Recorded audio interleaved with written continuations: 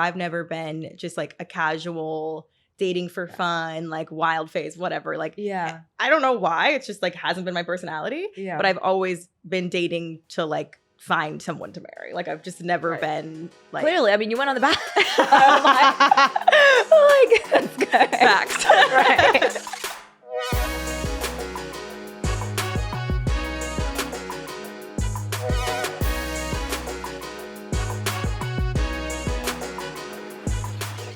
Hi guys, and welcome back to another episode of Vulnerable. I am your host, Chelsea Vaughn, and today we have a TikToker in the house. We have Anna Kai. She is at Maybe Both on Instagram and TikTok, and she totally blew up. Not even a pandemic blow up. It was like a end of last year. She blew up for her dating and advice content. You've probably seen her on your For You page. She like does her makeup flawlessly. While at the same time like spitting facts about her ex-boyfriends, and she calls them all Chad, and she like slams lipstick down. It's iconic. But I saw one of her first videos like September last year, and immediately was like on her page for like over an hour just scrolling all the other advice she had. So it was like 20 things I've learned about dating while I was in my 20s. And so we talked about that today. We talked about like some of the best things that I took away from that video. And also just like how she got here in her career and just what she's learned about dating until she met her husband. And it was a really great, interesting combo. She has gotten over 900K followers on Instagram now and 1.2 million on TikTok, which is absolutely insane because she posted that first video in September. So she's had major, major growth. And she's also a Bachelor fan, so she watched my season, Matt James. So it was fun to just like relate and talk about like being women of color in the content creator influencer space and like what it feels like to blow up and kind of like have an overnight success story, because we both could kind of relate to that. But it was a really great episode. I loved having her here, and I think you guys are going to love it. So here's Anna. Today we have Anna Kai in the Vulnerable Studios. Anna, welcome to Vulnerable. Thank you for having me. I'm so excited to be here. Oh my God, thank you so much for making the trek. So I like to start off with what's going on. And I want to know like what's something going on in your life right now that you're currently excited about? I'm kind of excited about like everything in my life, just because I've like not been a content creator for very long. Yeah. So it just sort of feels like everything is happening right now. And this has really only come up for me in like the last 10 months, 11 months. So it's honestly like such a blanket statement. There's nothing specific. I'm just really excited about life because I feel like for the first time ever since, I moved to New York and, came here, I feel like I know what I'm doing with my life. Like I have a purpose. Oh, that's amazing. No, I want to get into all that, like how you started and everything. But like, what's something that like, I'm sure there's a bunch of things because I feel like I haven't been a content creator for very long either. But like, is there one specific thing that stands out to you where you're like, pinch me moment that's happened recently? Well, I just actually recently signed with like my dream agency and management company. And so it was like insane when they reached out, because I think definitely a year ago, like before I went viral, none of this would have been possible. And it's just crazy to think like this is all happening to me, that I'm getting all these opportunities to talk to like awesome people. I mean, this is sort of a pinch me moment for me because like a couple years ago, like I remember watching you on TV with my husband, and like I was at a very weird lost place in my life. I was like, great, I like love the guy that I'm with. I was dating him at the time, but I was like, what am I doing with my life? It's like, what are my skills? What am I good at? Apparently talking about my exes. So yeah, this is all very, very, very cool to me. Aw. Yeah, no, I feel like that too. And like in the influencer-y space, I guess, like because I was on the show in 2021, so it's 2023. Yeah. I haven't been doing this for very long.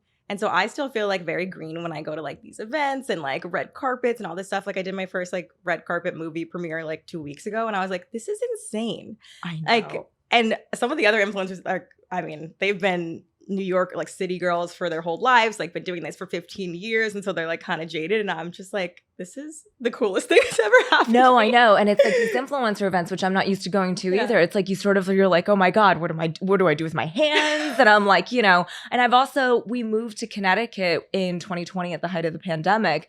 And like, I feel like I didn't interact with humans for like a really long time. And then this happened. And I'm like, oh my God, how do I like behave anymore? I'm like, I used to date strangers off of dating apps. And now I'm like going to parties. I'm like, what do I say? Can't talk. I know. I'm like, I know. I'm like such a sucker for like, I'll always bring a +1 because I'm just like, I don't want to walk in there by 100%. myself. I'm like, I went on my first brand trip this in March, and I brought my best friend from like college. I was like, I need you. Also, I hate flying. So it was like, I was like, I need you there mostly for the flight, but also because like you need to tell me what to do with my hands.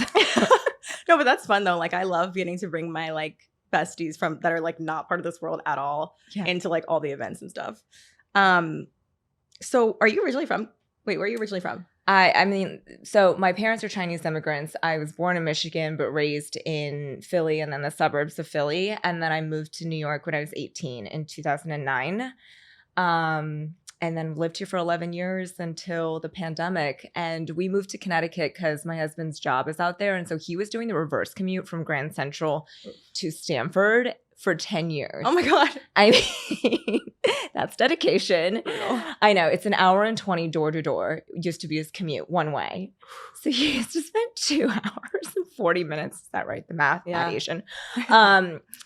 Commuting. And so during the pandemic, obviously, we were like, we're not doing this whole train thing anymore. And then, I think once you get into a relationship, I mean, you touched upon this, you don't think you're going to be in New York forever. I never thought I need to be here forever and ever. It was sort of just a great place to be young and exploring the dating scene and exploring who I was. And so it was just time to move. We probably would have liked a few more years here because as I'm sure you know, like it's really nice to be here in a stable relationship and having fun with your boyfriend without the threat of a pandemic. And like we never had that like phase. Like my husband and I dated for a year and then we had just moved in together and then the pandemic happened. So we never got our like, like we say like, oh, we would love to come back and like do New York as like a couple and like live in the cool like luxury building apartment and like the like corner like penthouse like floor to ceiling windows. We never did that. We lived in a it was a modest apartment. It was nice, but yeah. Aw. Okay, so for everyone who doesn't like know you, hasn't seen your TikToks, I'm sure you guys have seen Anna pop up on your For You page. But like before COVID, so you said you haven't been doing this very long. I think your first viral TikTok was like end of last year. Yeah, it was September 1st of 2022. Okay, so it hasn't even been a year that all of this craziness has changed your life.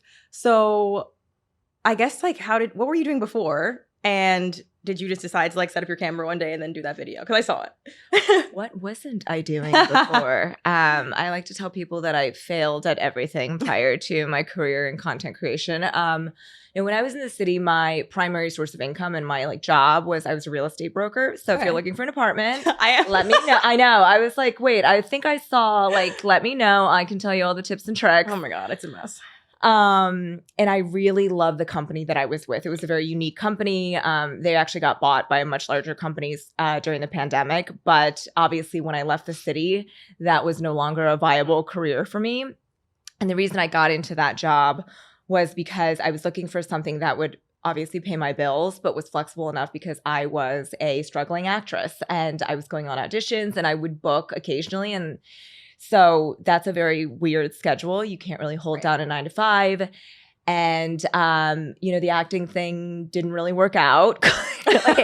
And then like the pandemic was just a very interesting time because I left my job because we moved to Connecticut and then acting obviously ground to I did like the two most like or at least COVID friendly jobs ever. Like there's no way to do that virtually, real estate and acting.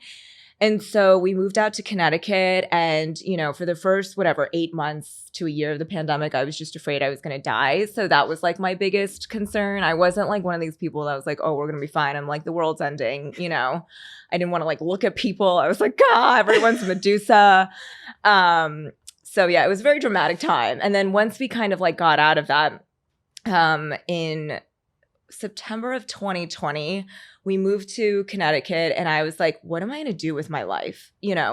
And my husband had his job, and I had left my career and like my purpose behind in New York. And I knew real estate was not something I wanted to be doing long term. Mm-hmm. So it's not like I was like, oh my God, I quit everything and like left my job for him. It was sort of like time for me to move on anyways. So it was sort of a nice, in a way, because COVID didn't kill me, it was a blessing in disguise because we stayed in the city because of my job, because I had to be here, and it's really hard when you're getting like a pretty stable income from a job to just be like, I'm just going to leave, right.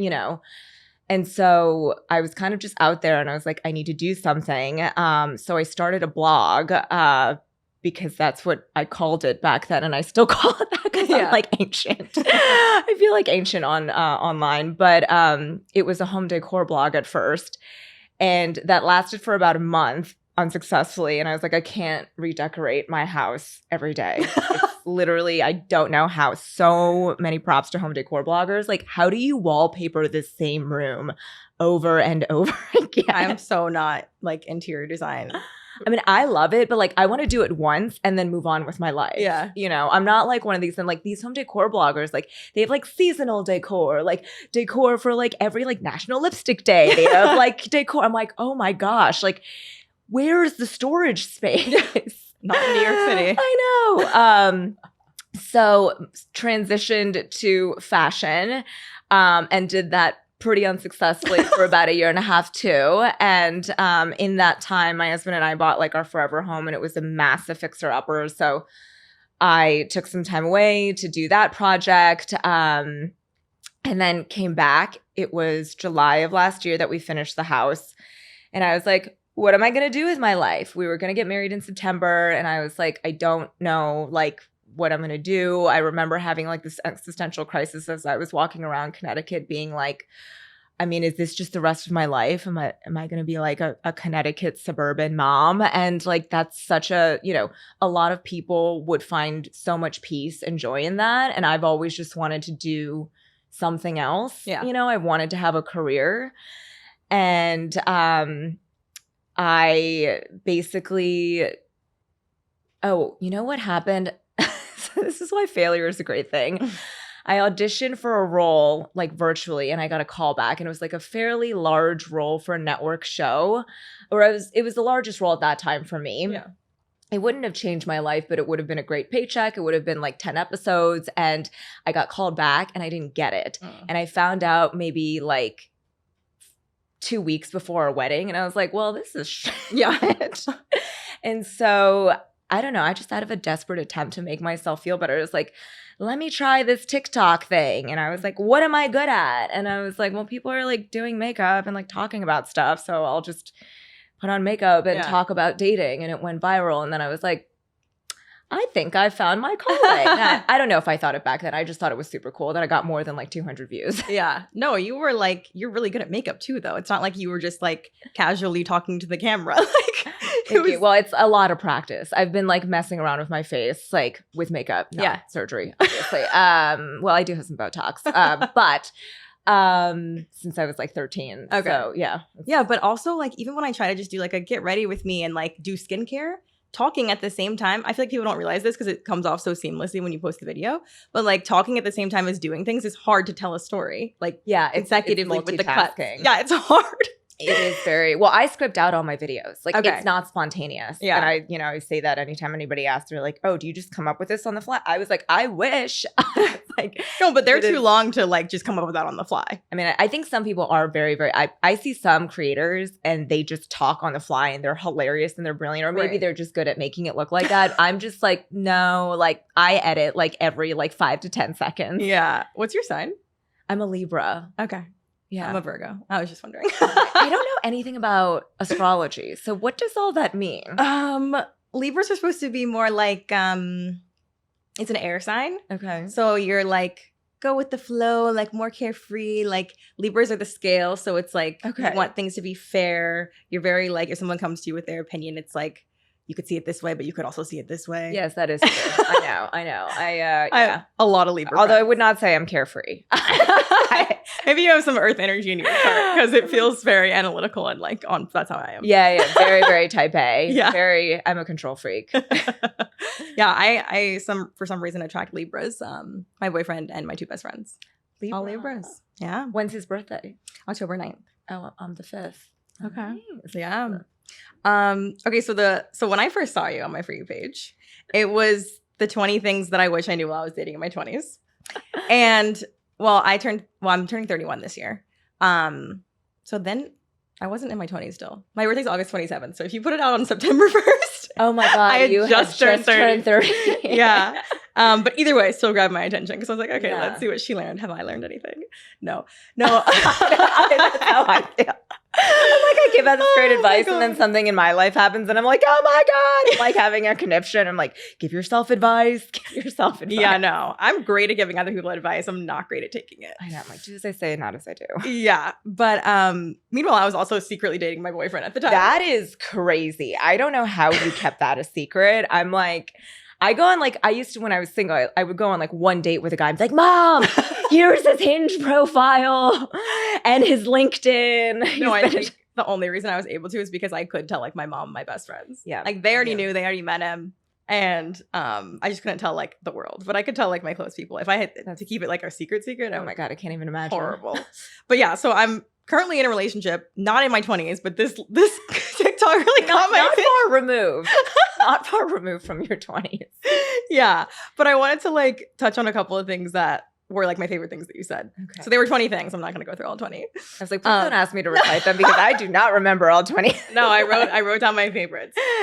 Okay, this one really like hit me because I feel like I've always said like, oh, like what I would look for in a guy is like I want someone that challenges me.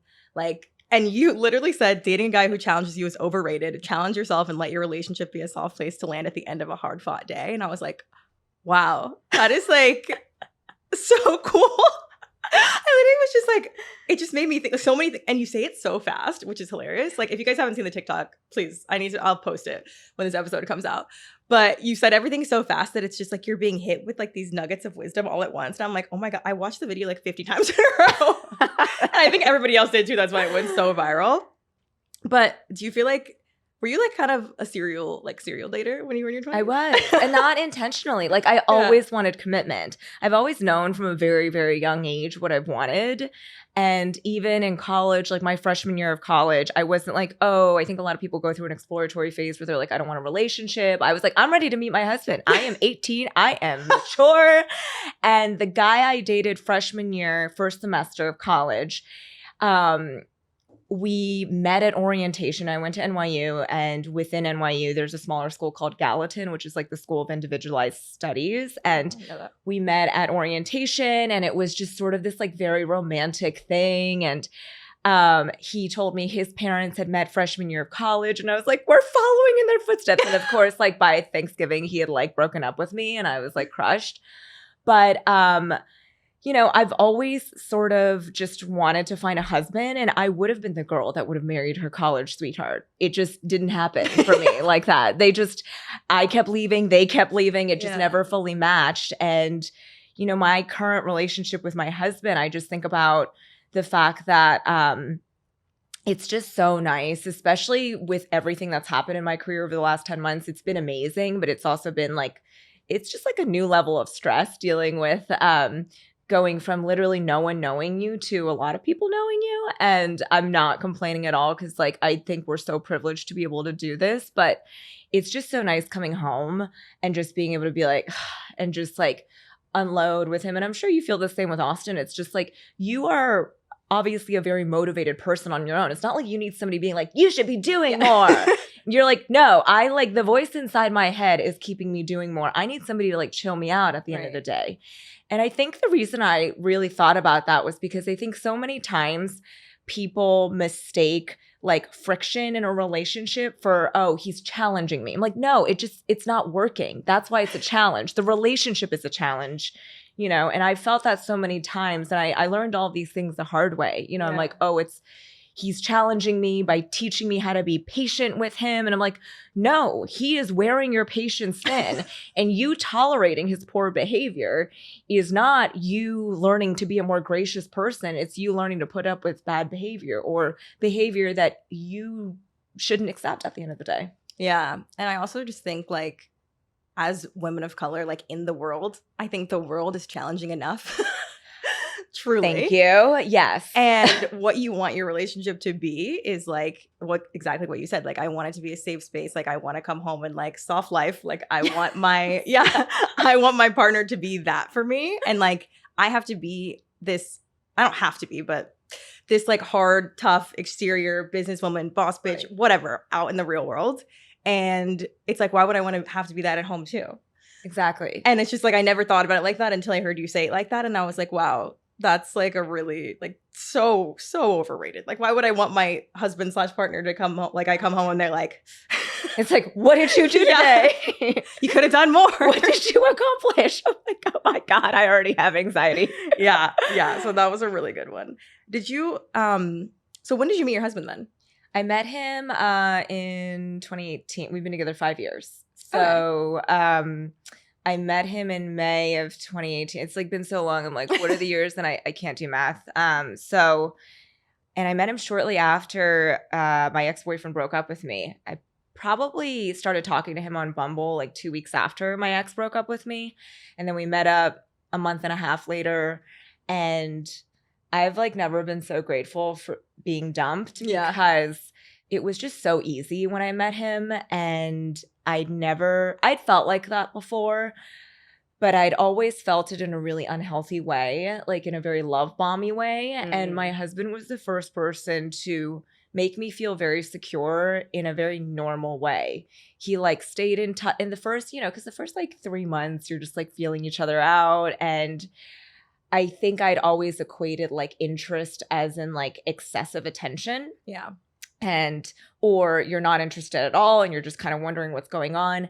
And I never really had to wonder, but it wasn't like he was texting me all day, every day either. It was just like balance. Yeah. And as somebody I am like not a very balanced person. I'm extremely just like, I kind of do things or I don't, it was like really nice to just find somebody to like level me out. And it's been great. And it's so great that it's boring. And that's what I tell my girlfriends. I'm like, when you're in the right relationship, there's honestly not much to say. Yeah.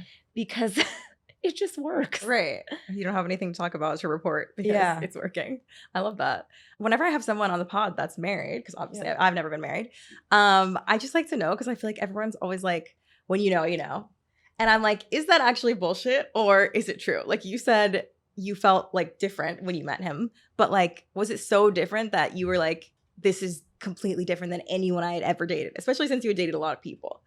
I think for me, I was so jaded by the time I met him that I knew I felt immediately comfortable, but I wasn't willing to call it because of everything that had happened. Like if I had met him when I was 22, I would have been like, this guy's my husband. But I had felt very similarly about other people in the beginning. And I think that's why it's like, as somebody who's super impatient, I want to know like now, like whether this is going to work out in everything in my life. And I think with my husband, I just gave it time because I was like, I feel really great in the moment right now. And I think it could work out, but I don't know. And I think that's what we all have to give ourselves in our relationship is just the gift of time because so often, I remember my first Tinder date I went on. It was right after I graduated from NYU. My college boyfriend had just dumped me, therefore becoming my ex. Like he didn't dump me twice. So I went on Tinder because it was coming out at that point. It's 2013. It had just been out for like a year.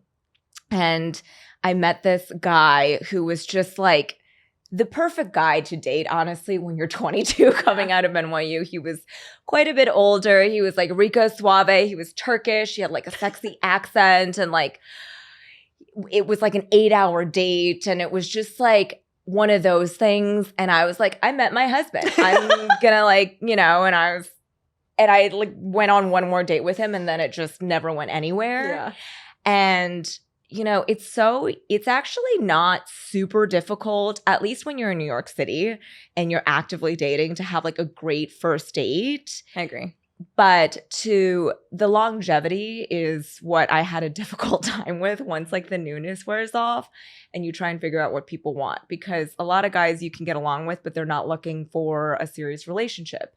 And you don't always know that. And the problem is they don't always know that. Yeah. I know. I call them like the 3-monthers because I'm just like, I've had so many 3-monthers because, and people at 3 months they turn into a pumpkin. Pretty much. They turn into something. But people always ask me like, what's the worst like date you've ever been on? Like worst first date, whatever. And I'm like, I haven't had that many bad first dates. Yes. Like it's not that hard to like chit chat with someone, especially over drinks. Like you have a few drinks, you're out for all of a sudden it's been 6 hours. Yes. And it wasn't that bad. So I'm just like, I haven't had that many bad first dates. It's just like after 3 months, all of a sudden it's like that 90-day trial period is up and you're like, so what are we doing here? What's going on? And it's usually like, well, what do you mean? What are you doing? We're just doing this. I'm like, yeah, well, this doesn't cut it. Yeah. And I've been so like similar to you. Like I've never been just like a casual dating for fun, like wild phase, whatever. Like, yeah, I don't know why. It's just like hasn't been my personality. Yeah. But I've always been dating to like find someone to marry. Like I've just never been like. Clearly, I mean, you went on the back. like that's good. Facts. Right. Yeah. Terrible. Be like, nah, I just went on the show to just fuck around. Some people go on the show to fuck around. Yeah. But yeah, no. I was 27, I think, when I went on Bachelor. Okay. And then, took me a few shows, but I found somebody. It's amazing. Yeah. But hey, some people never find somebody that is even after a few shows, so you got lucky. The third one was gonna be the last, no matter what. Okay, you were like, I was like, if I don't find someone this time, we are done with Bachelor. It wasn't meant to be. I wasn't meant to be one of those girls that finds a Bachelor relationship. I know. Yeah, it worked out. That's very good. One other thing that you said in the TikTok was that you don't need to be perfect for a man to love you. You just need to be real. Love that. Because I feel like, even for me, like maybe a few years ago, it was always like, okay, well, I'm single. Like right now I'm working on myself. Yeah. And so like, I want to keep working on myself until I get to like, I don't know what level I was trying to achieve. Perfection. And then I'll find the perfect guy when I'm perfect. And then it'll be the perfect time to get in a relationship. Yeah. And then like, I feel like as you get older, you realize like, okay, obviously I'm always going to be working on myself. Yes. And so are they, whoever they are, like the person I'm looking for. And I think it's like, a lot of people are holding out like, well, I'm just not ready for a relationship right now because I'm still working on myself. And I'm like, you can work on yourself in a relationship too. Like if you have a partner where you both are like good at growing yourselves and the relationship at the same time, you can do that. But I think a lot of people are like waiting around to like be perfect. And I think a lot of it stems from, I think it's much more of a female issue than a male issue. Not that I've ever been a straight man, but like, just judging by like my husband's friends, like, no, I see very few men that are like, yeah, I'm gonna like work on myself to be like the perfect boyfriend for a woman. And I think, a lot of it is obviously very sexist. I think women feel a constant need to be perfect in order to be valuable. And what I've learned through I learned this prior to meeting my husband, but I was always just trying to be the perfect girlfriend. In my like early to mid 20s, I was like, don't complain, be cool, be chill, be like a guy's girl. Yeah. I'm like, so I'm no chill. I was born with chill. And it would come out, I remember with my ex-boyfriend, I dated a guy for about a year and a half in my early to mid 20s. And I lived with him. And I remember taking such pride in the fact that I knew like I was a presentable girlfriend for him because like his friends loved me. I was super fun. I was like, I was a party girl, but I was like also, I could like hang with the guys, right? I could like give their shit back to them. And which is so funny thinking about it now because I'm so not a guy's girl at all. But I had so much pride in that because I was like, I'm the perfect girlfriend, right? And I was like, I'm going to be the perfect stay-at-home mom one day. And I was like, really domestic. And I do have a side to me that's domestic. I like love cooking. I like keeping a clean house. I like home decor, all those things that, you associate with being like, I guess a woman or a mom in the suburbs, whatever. And he would say to me, because we would go out and I would, get drunk with him. We would go out to parties and everything. And I would get really angry for like no reason when I was drunk and like just really irritated. And he's like, why are you so like agitated when you're drunk? And I think it was like a lot of my frustrations with like my life coming out when I didn't have a barrier up, this, you know, the sobriety up. I never struggled with alcohol or anything like that. I mean, I've struggled with a lot of mental health stuff, but that was never anything that I, you know, was like, I'm dependent on this. But I do remember feeling like, you know, when your guard's down a little, that's when your true self comes out, which is why I always say to women, it's like, if he's a different person when he's drunk, he is just that person. Yeah. So believe it, right? If he's like horrible to you when he's drunk, but great to you when he's sober, he's that horrible person. Okay. Yeah. So, and I wasn't like horrific to my ex, but I was a really angry person because it stemmed from not feeling like I deserved what I wanted in life. And a lot of that was growing up as a person of color in Pennsylvania and suburban. Grew up in Georgia, so I feel you. Yeah. So I was like, I feel like, you know, and just kind of really reconciling with the fact that like I belonged in society and I didn't have to act more whatever, you know, I didn't have to be more cool. I didn't have to be more athletic. I didn't have to be like more white, which I always thought growing up, you know, I have to blend in. Yeah. I feel like that's so real and honest because I feel like I was just thinking about while you were telling that story, like exes of mine where I felt like a lot of my value came from like what they thought of me or like how I was presented. It's like, I've always been a model and it's like they presented me to their friends as like I'm dating a model. I know. And you were like, oh, great. Yeah. Like, oh my God. Yeah. But that's so which by the way is super freaking cool. And like I have no perspective of Chelsea on Instagram of like how she's like so tall and stunning. She walked in and I was like, oh my God, you don't see that on The Bachelor. I'm like, is everybody just tall on The Bachelor? Yeah, I think people are taller. Yeah, I like literally how tall are you? I'm 6 feet. Oh my gosh. And you're wearing heels. A little inch on today. Oh, so you're like 6'1". 6'1", perhaps. Yeah. I actually think that's true because I've met a lot of people in Bachelor Nation that I didn't expect to be so tall either, like the men. But on my season specifically, Matt James, he's like 6'5". So I didn't look 6'5". Yeah. Oh, so that's why you didn't look like crazy tall like next giant. to him. But if you saw me standing next to like Serena or Brie or something, like they're literally 5'1". Yeah. Okay, so there's a space for short queens on the Bachelor Nation too. That's so funny because Serena's like intro out of the limo. She like literally stood on a step stool to say hi to like Matt, and she was still so much shorter than him. It's hilarious. She's so small. 6'5" is tall. Yes. Yeah. But thank you for the compliment. Of course. But like that is truly exhausting to be in a relationship where you're like not pretending to be something that you're not, but like if you can't be real, like your real self, that's never gonna be lasting and long term. And I think the thing is like a lot of women can't be their real selves because they know like the person they're with wouldn't accept their real selves. And that's the saddest part is I was with a lot of people that I knew if I was just truly my messy, unapologetic, fussy self. I'm so fussy. I'm like so not chill. I'm so high maintenance. And I feel like if a lot of, you know, for a lot of my exes, I think if they'd really seen that side or they did see that side and then they dumped me. And so I'll never forget one of the exes I dated. He said something super poignant to me. I was like crying about something and I was like really embarrassed because it was the first time I'd been vulnerable in front of him. And I really didn't want to be vulnerable because he had a really, you know, tough day and he had a stressful job. And I was like, I just want to be like the perfect girlfriend for you when you come home. And he said, Anna, life isn't about being perfect. It's about being real.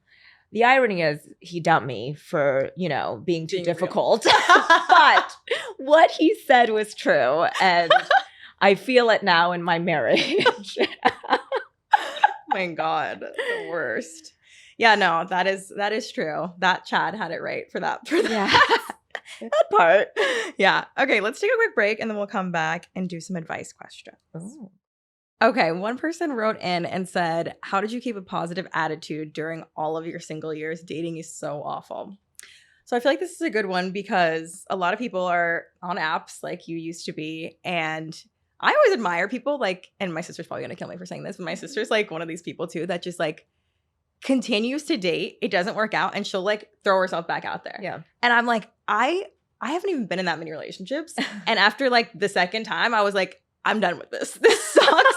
I don't want to do it anymore. I can't even imagine. Like, I was like, if my husband pops up, he pops up. Like, I don't want to do it. So, like, how did you keep, like, having the motivation to go out and date and date and date and date until, you know, you met your husband? I think, like, for me, if I'm not moving or like doing something, it's very easy to get stuck in my head. And so like I'm an anxious person. I've struggled with mental health, and like, you know, for me it was like, okay, if I don't go out and date, even if it's a bad date, it's still forward movement, right, to me. And so that's kind of what kept me going. Like when my last ex before I met my husband broke up with me, I remember I went over to his apartment. It was a random Tuesday, and like it was a very long breakup. And then I got back to my apartment at midnight after taking all my shit out, and I re-downloaded all the apps.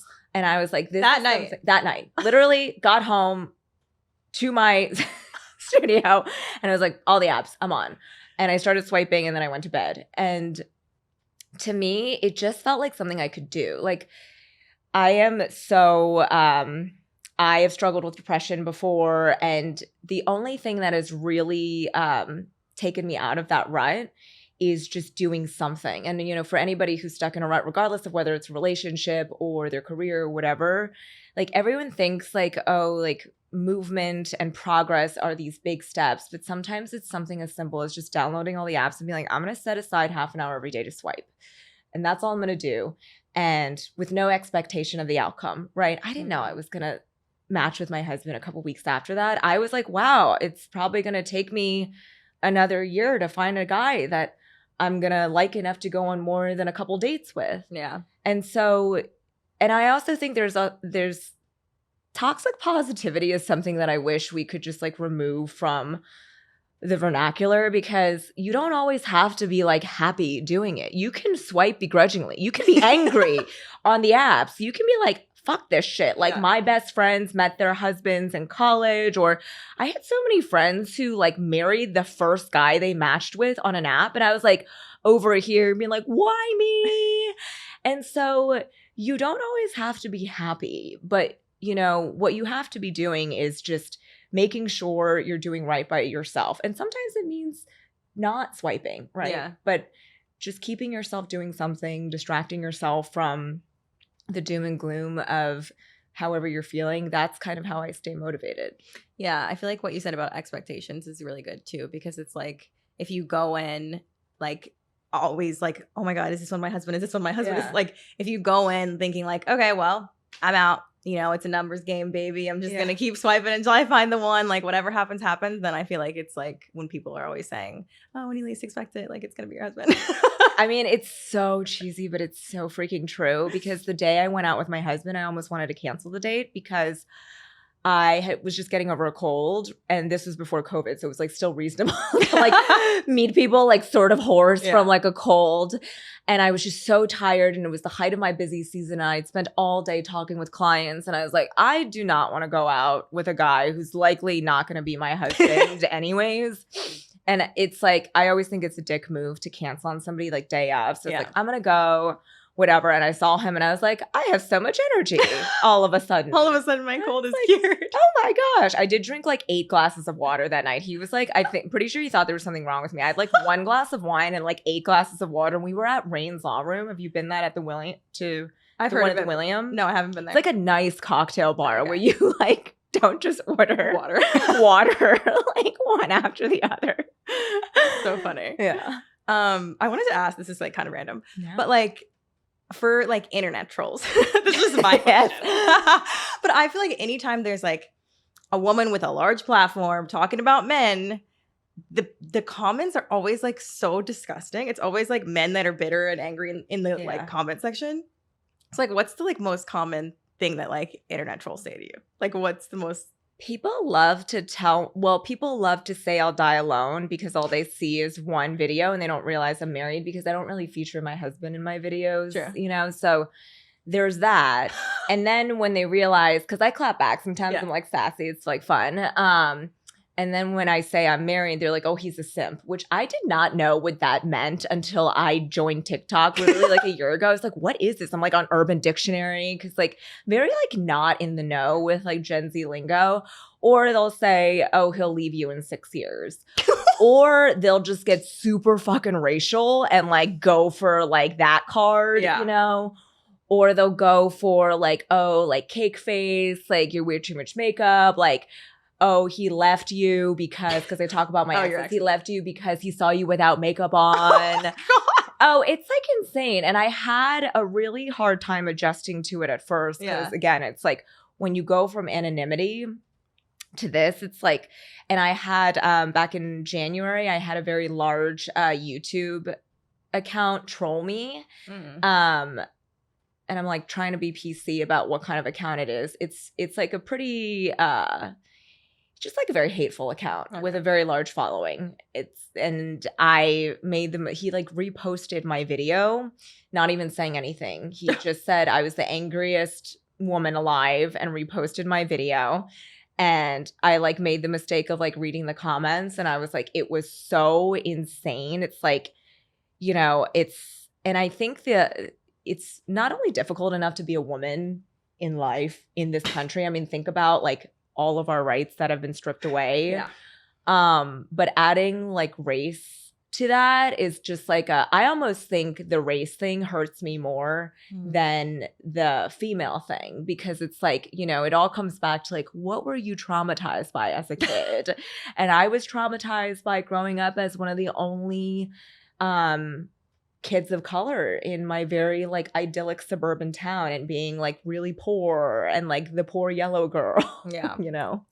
Yeah, no, it's insane. And I feel like I follow a lot of like I don't know if you know like other TikTokers like Talia Lichtenstein. You know who I'm talking about? I probably should. Okay, no. Or like Drew Yes, Drew Aflo. Aflo. Yeah, like, and the comments are just crazy to me, and I'm just like, all you're trying to do is like share your knowledge and empower women, and people are so freaking up in arms about it. I love that like you're gonna die alone. Like that's like their number one note. It's like, what? Okay. Like, or they say, oh, you're teaching women to die alone with like 5 cats. I'm like, no, I'm not. I'm teaching women to stay single, hopefully, until they find the one person that's worth their time. Right. And you don't even like, not that like the other people are like, well, maybe Drew. I'm like, I'm like, you're not she's even savage. posting like man-hater content. No. Like, yours isn't at all. Yeah. So like for them to come for you is just so crazy to me. But it just goes to show that like you literally could be anybody. You could post the most PG content online, and if you're on a public facing forum, you will have people that dislike you for no other reason other than the fact that they hate themselves. Yeah, I mean, I had a man when, you know, that was the worst when I got reposted by that YouTube account. I had a man email me like a very, very long hateful email saying that I should abort my future children and that, you know, I need to let this die with me, and that like it was just so insane to me. And it's like, it makes me sad because it's like, what happened to you that you think that this is going to make you feel better? To take the time to do like a written out long ass email. Oh, it was insane. It was absolutely, and it was like all in caps, and it was just, I was like really horrified because I could just never, you know, I see things in the media and whatever, I could just never care right? That much? Somebody else's life to write them an email. It's like, live your life. I might not agree with it, but like, whatever, you know? You would not believe how much. Like, you want to cheat on your wife 10 million times? Like, you're a scumbag. I'm not going to write you an email.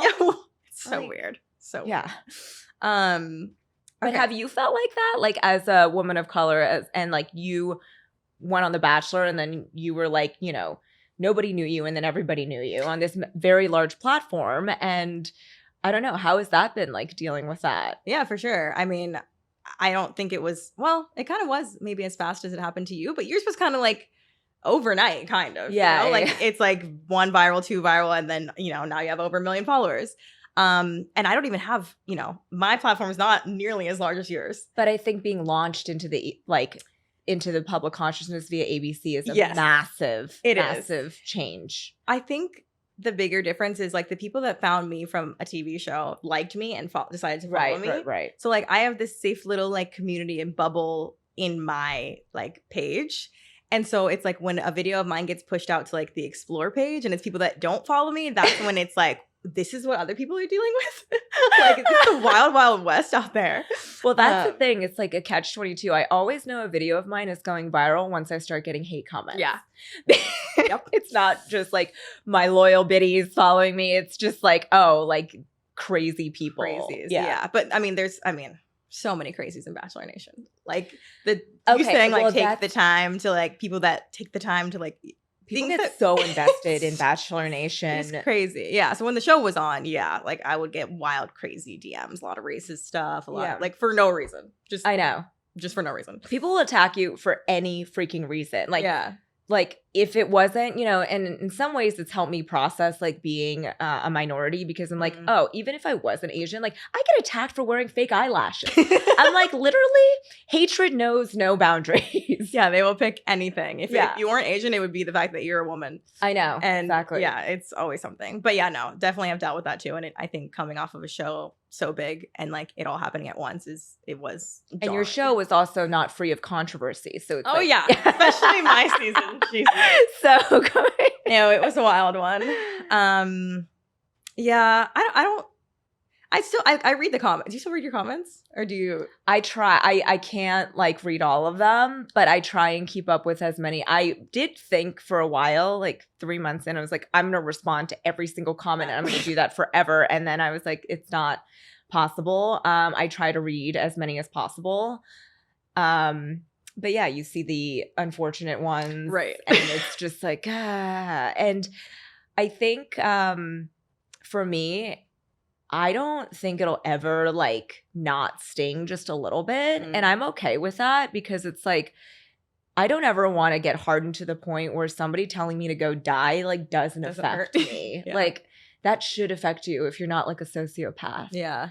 And so, you know, I feel like my courage comes from the fact that I'm scared, and I don't like it when people say mean things, but it's like, also, what are you going to do? Not live your life? Right. And like, that's kind of, I almost use it as fuel to do more. I'm like, well, there's nothing I can do about that. Yeah. Thanks for the engagement. I know, right? Yeah. Yeah. Especially now. It's like, this is now your career and you get to do so many freaking cool, amazing things because of it. So it's like, you're not going to stop posting your videos because of the haters. Yeah, exactly. Yeah. Okay, well, my final question for all my guests, I feel like you were just very vulnerable.